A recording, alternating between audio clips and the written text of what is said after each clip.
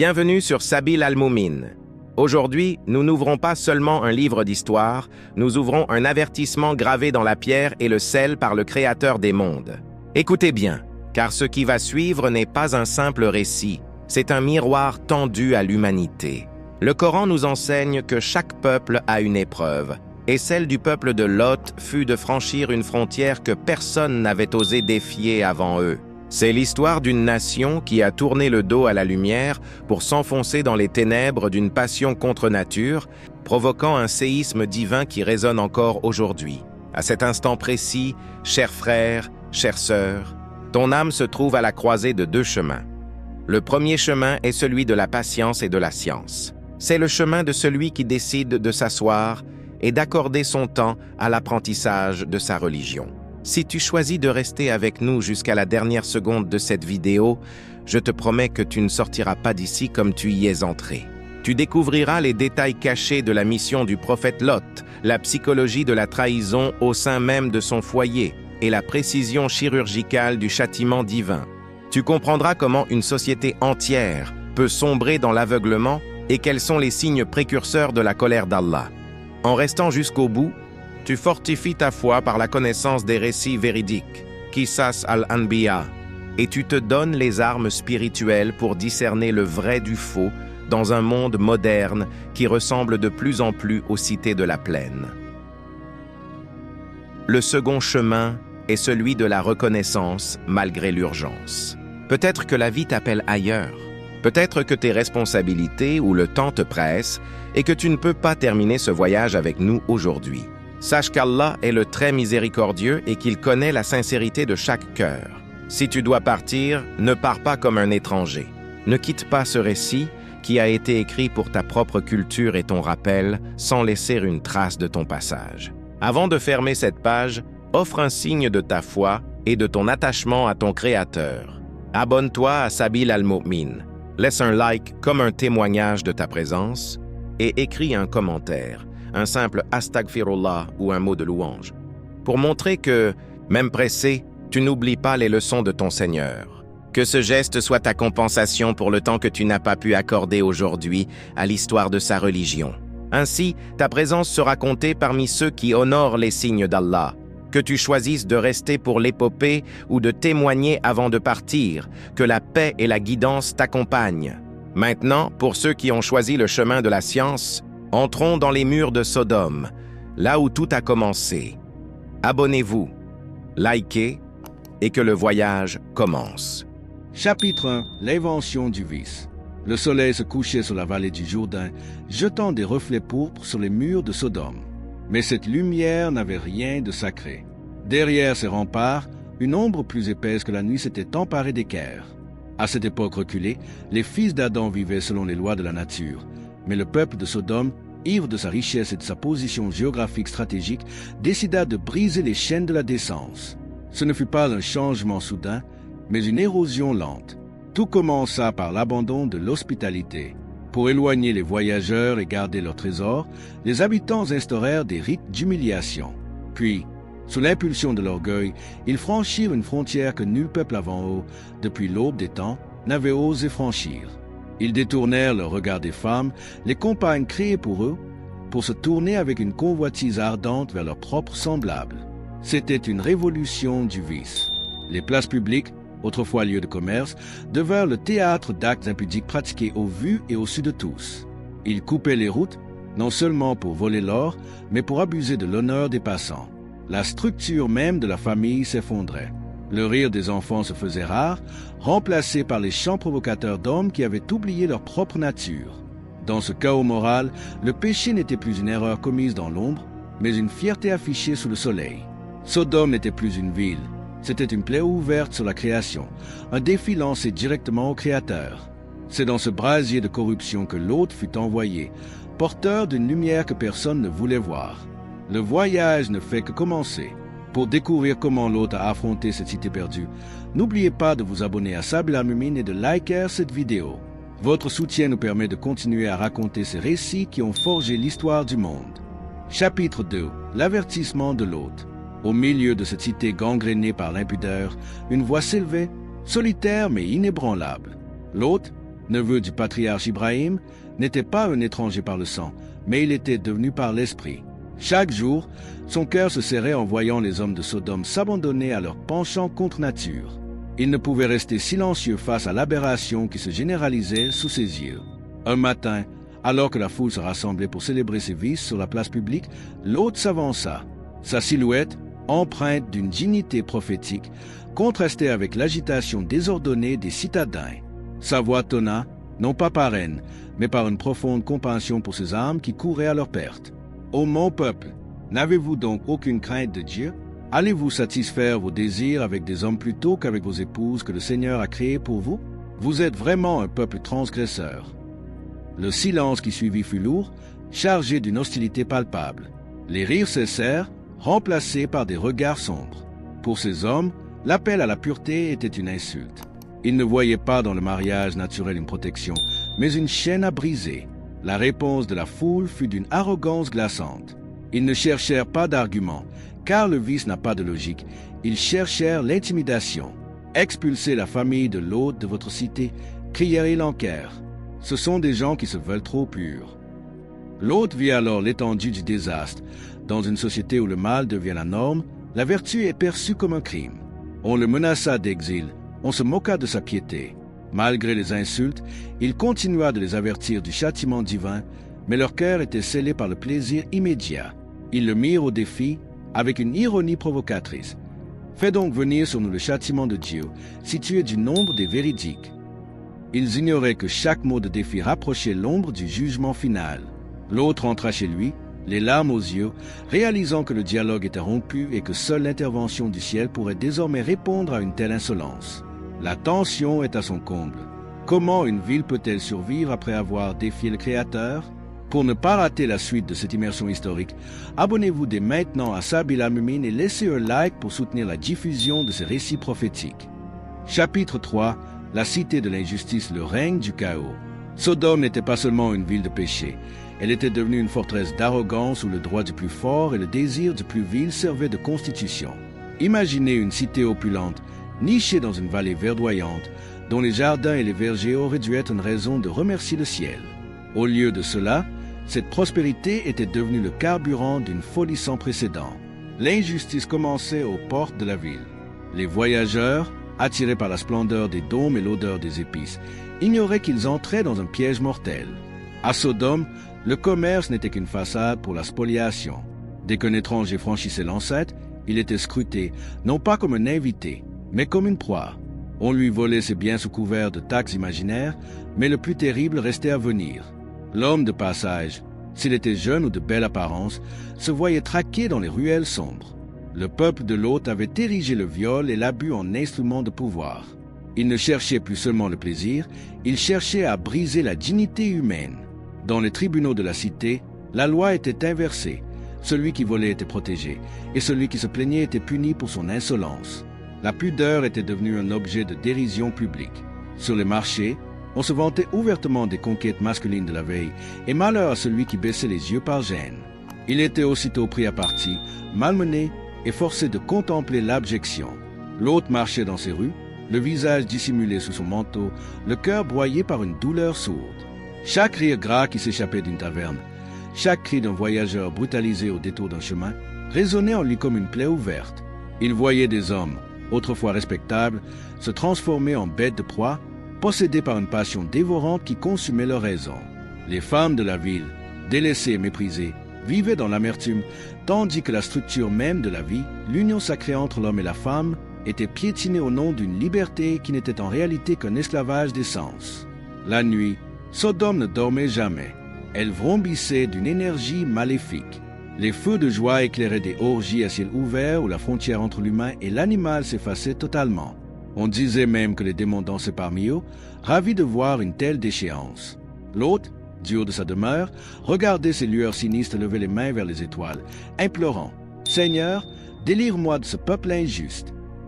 Il sentait que l'air devenait lourd, électrique. La terre elle-même semblait gémir sous le poids de ses actes. La coupe de la patience divine était pleine, et chaque goutte de vie supplémentaire menaçait de la faire déborder, transformant cette cité d'or en un futur tombeau de cendres. L'ombre s'épaissit sur Sodome et le point de non-retour est atteint. Que se passera-t-il quand la trahison viendra de l'intérieur même du foyer de l'hôte? Ne manquez pas la suite de cette fresque historique époustouflante. Abonnez-vous maintenant à Sabila Al-Mumin, activez la cloche et laissez un like pour nous aider à porter ces messages de sagesse à travers le monde. Chapitre 4. L'espionne du foyer, le poison de la trahison. Si la rue était un champ de bataille pour l'hôte, sa propre demeure devint un nid de serpents.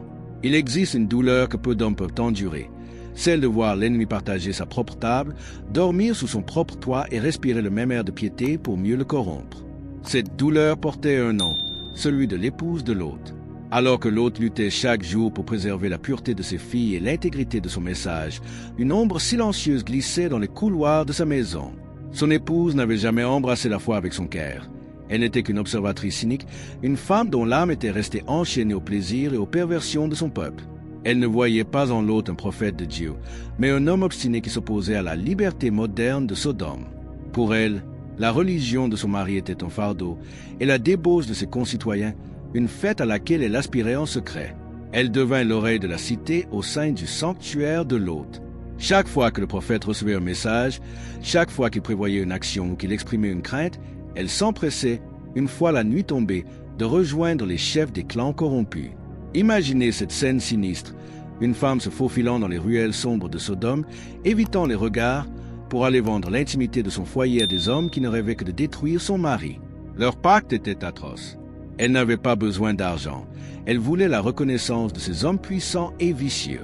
Elle leur avait promis une chose, le jour où des étrangers, de jeunes voyageurs, entreraient dans la maison de l'hôte, elle leur ferait signe. Elle avait mis au point un code diabolique.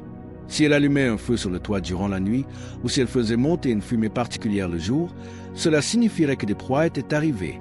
L'hôte sentait ce fossé se creuser. Il voyait bien le regard fuyant de celle qui aurait dû être son soutien. Il sentait l'hypocrisie dans ses paroles et la froideur dans ses gestes. Malgré sa tristesse, il continuait de la traiter avec la noblesse des prophètes, espérant un repentir qui ne venait jamais.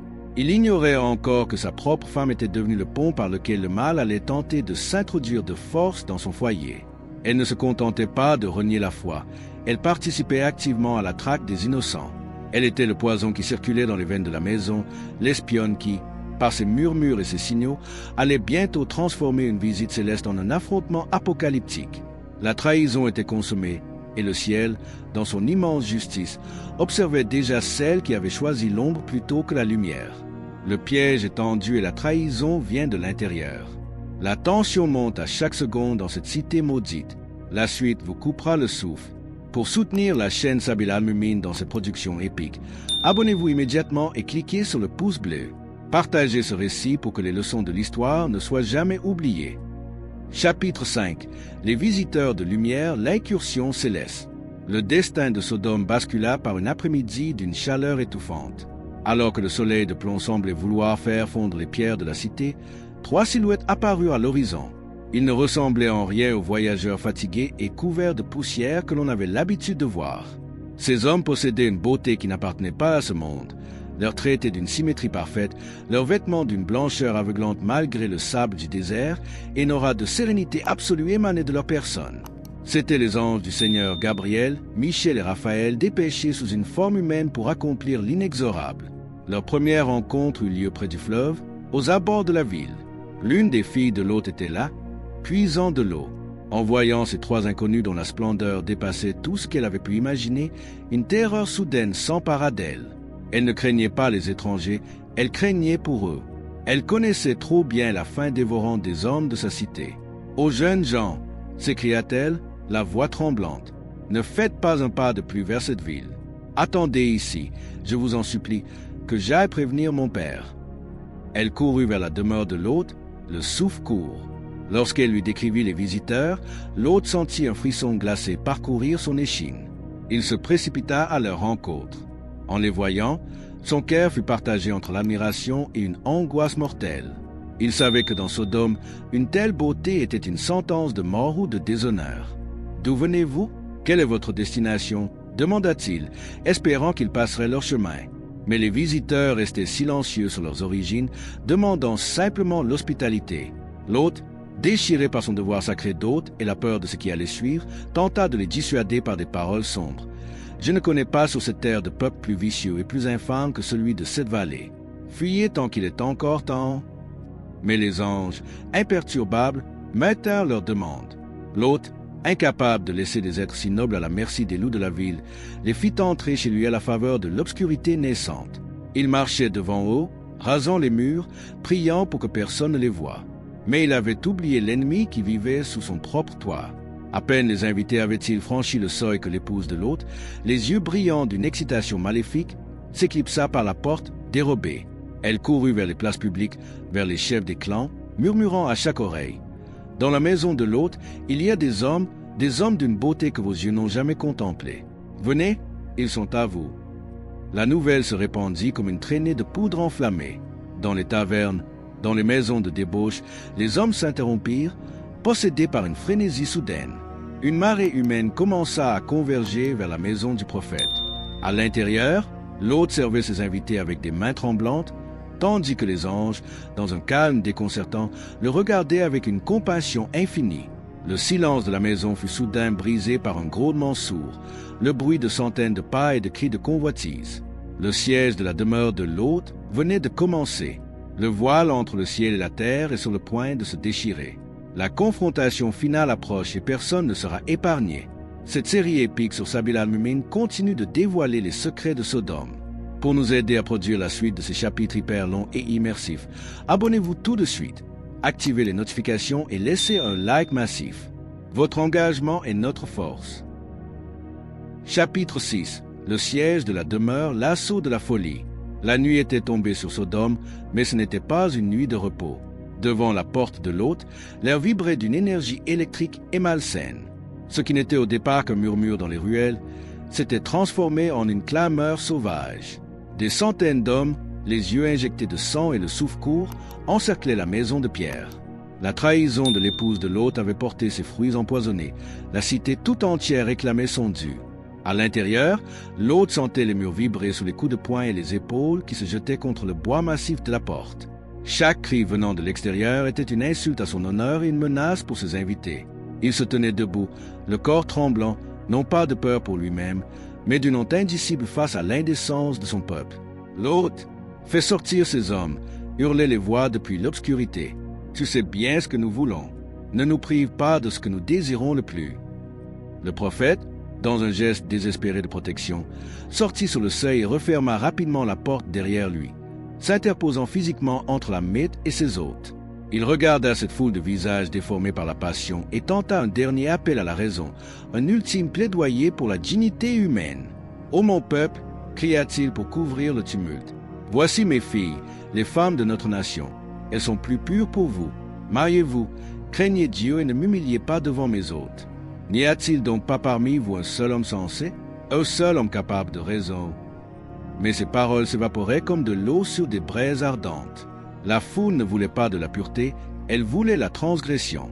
Les meneurs s'avancèrent, le visage fendu d'un sourire cruel. « Tu sais bien, l'hôte, que nous n'avons aucun droit sur tes filles, et tu sais parfaitement ce que nous voulons. » L'impuissance de l'hôte atteignit son paroxysme. Seul contre une ville entière, il se sentit brisé. Il s'adossa à la porte, sentant le bois craquer sous la pression extérieure. C'est à ce moment précis, alors qu'il murmurait dans un souffle, « Si seulement j'avais une force pour vous résister, ou si je pouvais trouver appui auprès d'un pilier solide, » que l'inexplicable se produisit. À l'intérieur de la pièce, les trois invités, qui étaient restés d'un calme surnaturel, se levèrent enfin. Une lumière douce mais intense commença à émaner de leurs silhouettes. L'un d'eux, d'une voix qui semblait résonner depuis les fondations du monde, s'adressa à l'autre. « Ô l'autre, ne t'afflige pas. Nous sommes les envoyés de ton Seigneur. Ils ne pourront jamais t'atteindre. Sache que tu es déjà appuyé contre le pilier le plus solide de l'univers. » Le temps parut s'arrêter. La porte, sous la pression de la foule, menaçait de voler en éclats. Les mains des agresseurs étaient déjà sur le point de saisir le prophète. Mais l'heure du jugement avait sonné. La patience divine, si longue et si vaste, venait d'atteindre son ultime limite. L'affrontement final a commencé et rien ne sera plus jamais comme avant. La puissance du ciel est sur le point de se déchaîner. Pour vivre la suite de cette série poignante et immersive, rejoignez la famille Sabil al-Mumin. Abonnez-vous, activez la cloche pour ne rater aucun chapitre et laissez un like si vous ressentez la force de ce récit. Votre soutien est ce qui nous permet d'élever la qualité de nos histoires. Chapitre 7. L'aveuglement. Le premier souffle de la colère. La porte de la demeure de Lot gémissait sous l'assaut final. Les plus féroces parmi les agresseurs, ivres de leur propre audace, venaient de forcer le verrou. Ils s'engouffrèrent dans le vestibule, les mains tendues pour s'emparer des invités, leurs visages déformés par un rictus de triomphe. Lot, acculé contre le mur, ferma les yeux, ne pouvant supporter la vision du déshonneur qui semblait imminent. C'est alors que l'air même de la pièce sembla se figer. Djibril, Gabriel, l'archange de la révélation, se déplaça avec une grâce que l'œil humain ne pouvait saisir. D'un geste simple, d'un revers de son aile de lumière ou d'un simple signe de la main, les récits en tremblent encore, il projeta une onde de force invisible. Soudain, le silence tomba sur la foule hurlante. Mais ce n'était pas le silence de la paix. C'était celui de la terreur absolue. Les hommes qui, une seconde plus tôt, se battaient pour entrer, se mirent à hurler de douleur et de confusion. Leurs yeux, autrefois brûlants de convoitise, n'étaient plus que des orbites vides de sens. Dieu venait de les frapper de cécité. Ils ne voyaient plus Lot, ils ne voyaient plus la porte, ils ne voyaient plus la lumière des torches. Le monde s'était éteint pour eux dans un noir d'encre, un avant-goût des ténèbres éternelles qui les attendaient. Où est la porte? Qui m'a frappé? Criaient-ils en se bousculant les uns les autres. Ils se griffaient le visage, cherchant désespérément un éclat de lumière qui avait disparu à jamais. Ils tâtonnaient les murs de pierre, trébuchant sur leurs propres compagnons, transformés en spectres errants dans la nuit de Sodome. Lot, pétrifié par la scène, comprit que le temps des sermons était révolu. Les invités se tournèrent vers lui, leur visage rayonnant d'une autorité divine qui faisait trembler les fondations de la maison. « Ô Lot, dit l'un des anges, ton peuple est allé trop loin. Le châtiment promis est maintenant scellé. Prends ta famille, tes filles et ceux qui croient avec toi, et quitte cette cité à la fin de la nuit. Partez avant que l'aube ne paraisse, car l'aube est le moment fixé pour leur destruction. Et surtout, ne vous retournez pas. Quoi que vous entendiez, quel que soit le fracas qui déchirera le ciel, ne regardez pas en arrière. » Le prophète regarda vers sa femme, qui se tenait dans l'ombre, le visage pâle, réalisant enfin que ses alliés de la ville n'étaient plus que des mendiants aveugles rampant dans la poussière. Le compte à rebours avait commencé. Chaque grain de sable tombant dans le sablier de Sodome criait l'imminence de l'apocalypse. La ville, plongée dans le chaos de ses blessés et de ses aveugles, ignorait encore que ce n'était que le prélude à un effacement total de la carte de l'humanité. La puissance divine s'est manifestée et ce n'est que le début du jugement. Restez connectés pour vivre l'exode déchirant et la chute finale des cités de la plaine. Si ce récit vous touche et vous fait réfléchir, n'oubliez pas de vous abonner à Sabil Al-Moumine, d'activer la cloche et de laisser un like puissant pour nous soutenir. Votre fidélité est notre plus belle récompense. Chapitre 8. L'exode de l'aube, la fuite sous les étoiles. La nuit de Sodome n'était plus qu'un cauchemar sonore. À l'extérieur, les hommes frappés de cécité erraient encore, leurs gémissements déchirant l'air lourd. À l'intérieur, Lot pressait les siens. Le temps ne coulait plus. Il s'échappait comme du sang d'une plaie ouverte. Les anges furent formels. Le matin n'est-il pas proche? Dans le secret de la demeure, Lot rassembla ses deux filles. Elles étaient terrifiées, mais leur foi les maintenait debout. Ils emballèrent le strict nécessaire, mais le cœur du prophète était lourd. Il jeta un regard à son épouse. Elle bougeait avec une lenteur calculée, ses yeux cherchant encore une issue, une raison de rester dans cette ville qu'elle aimait malgré son horreur. Elle ne voyait pas le salut, elle ne voyait que la perte de ses privilèges et de ses alliés. « Sortez maintenant !» ordonna l'un des anges. « Marchez droit devant vous. Ne vous arrêtez pas. Ne reprenez pas votre souffle avant d'être loin de ces murs maudits. Et par-dessus tout, que nul d'entre vous ne regarde en arrière, sous peine d'être saisi par ce qui va saisir les autres. » La petite troupe franchit le seuil.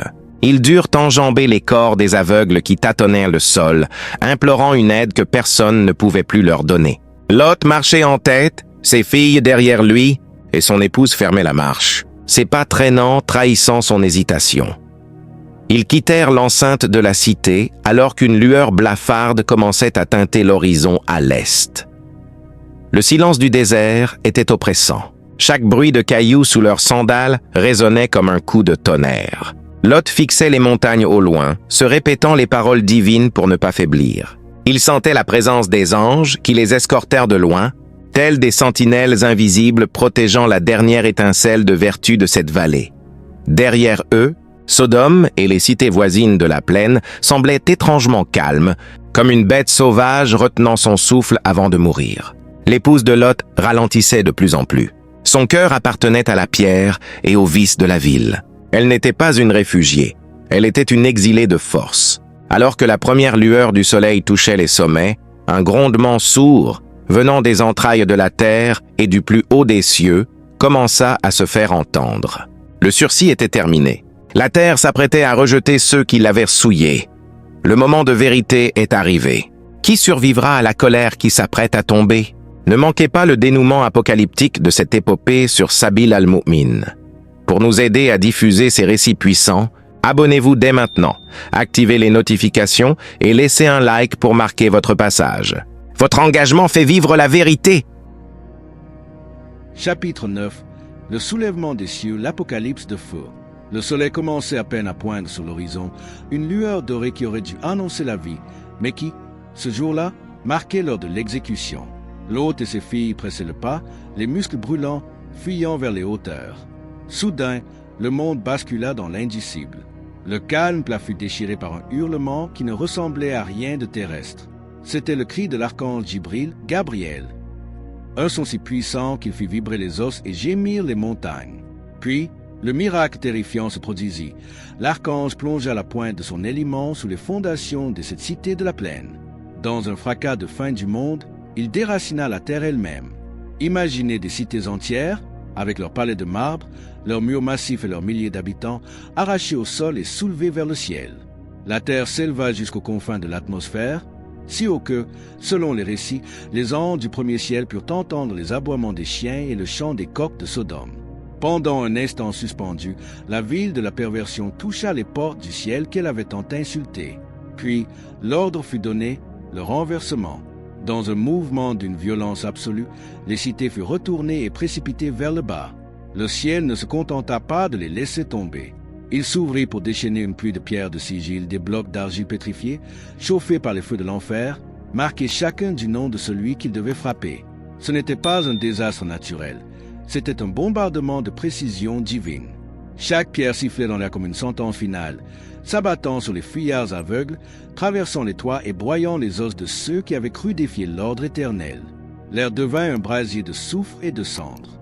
Le sol de la vallée s'effondra sous le choc, créant un gouffre béant là où florissaient autrefois les jardins. Les cris de terreur furent instantanément étouffés par le fracas des montagnes qui s'écroulaient. Sodome, Gomorrhe et les villes sœurs n'étaient plus que des amas de décombres fumants, s'enfonçant dans les profondeurs d'une terre qui refusait désormais de les porter. Le vice qui avait pris des siècles à s'installer fut balayé en un battement de cils. Le spectacle de la justice divine est à la fois terrifiant et nécessaire. La ville rebelle n'est plus, mais une dernière tragédie attend encore la famille de l'hôte. Pour ne rien manquer de la conclusion déchirante de cette saga, abonnez-vous à Sabil al-Mu'min, activez la cloche et laissez un like massif. Vos commentaires et votre soutien sont essentiels pour faire briller la lumière de ce récit. Chapitre 10. La colonne de sel. Le silence des cendres. Le fracas derrière eux était celui d'un monde qui s'effondre. Lot, le souffle court et le visage marqué par la douleur, continuait de courir vers les hauteurs, ses deux filles serrées contre lui. L'air était saturé de soufre et d'une chaleur insupportable qui semblait vouloir consumer leurs poumons. Chaque fibre de leur être hurlait de regarder, de comprendre ce qui arrivait à leur ancienne patrie, mais l'ordre divin résonnait dans leur esprit comme un bouclier. Ne vous retournez pas. Pourtant, derrière eux, un cœur ne battait plus à l'unisson de la foi. L'épouse de Lot, bien qu'elle eût physiquement quitté la ville, n'en était jamais sortie spirituellement. Ses souvenirs, ses amitiés corrompues et son attachement au plaisir de Sodome agissaient comme des chaînes invisibles. Alors que le rugissement du ciel atteignait son paroxysme, elle ne put contenir sa curiosité et son regret. Elle brava l'interdit, elle s'arrêta brusquement. Dans un mouvement de tête fatal, elle tourna son regard vers la plaine. Elle vit l'inimaginable, le ciel en feu, les pierres de sigil s'abattant comme une grêle de mort, et les cités retournées s'enfonçant dans l'abîme. Ce fut son dernier instant. La punition ne l'épargna pas. En un éclair, son corps se figea, sa peau se durcit, et elle fut transformée en une colonne de sel pétrifié, un monument muet à la trahison et au doute. Elle resta là, silhouette désolée sur le chemin du salut qu'elle n'avait jamais vraiment voulu emprunter. Lot et ses filles atteignirent enfin les grottes des montagnes sacrées. Quand le silence revint, un silence lourd, épais et mortel, ils regardèrent vers la vallée. Là où se dressaient autrefois 7 cités florissantes et orgueilleuses, il n'y avait plus qu'une mer de bitume et de cendres. La terre s'était affaissée, créant une étendue d'eau si salée que nulle vie ne pouvait y subsister. La mer morte, tombeau liquide d'un peuple qui avait choisi la mort plutôt que la loi de la vie. Lot pleura. Il pleura pour les âmes perdues, pour sa femme qui avait choisi l'ombre, mais il rendit grâce au Créateur d'avoir préservé la lumière de la vérité à travers sa descendance. L'histoire des hommes de Sodome n'était pas seulement une chronique de destruction, c'était une leçon éternelle sur les conséquences de l'arrogance et de la transgression des limites naturelles. Aujourd'hui encore, les ruines invisibles sous les eaux amères rappellent au monde que si la patience de Dieu est vaste, sa justice est inéluctable. La saga de Lot s'achève ici, mais son message, porté par la chaîne Sabil al-Mu'min, continue de résonner comme un appel à la sagesse, à la pudeur et au respect de l'ordre divin. Cette saga épique touche à sa fin, mais la quête de connaissance ne s'arrête jamais. Nous espérons que ce voyage immersif au cœur de l'histoire prophétique a touché vos cœurs. Un immense merci pour votre fidélité. Si ce dernier chapitre vous a ému, abonnez-vous une dernière fois à Sabil al-Mu'min, likez cette vidéo et partagez votre ressenti ou un Astaghfirullah en commentaire. Que la paix soit sur vous et à bientôt pour de nouveaux récits de vérité.